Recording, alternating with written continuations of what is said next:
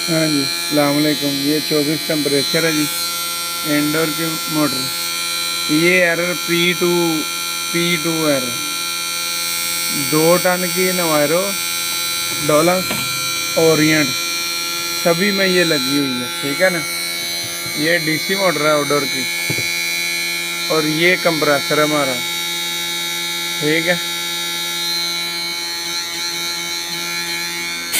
ये देखें, कंप्रेसर सारा कुछ ठीक चल रहा है। ये एरर था इसमें P2।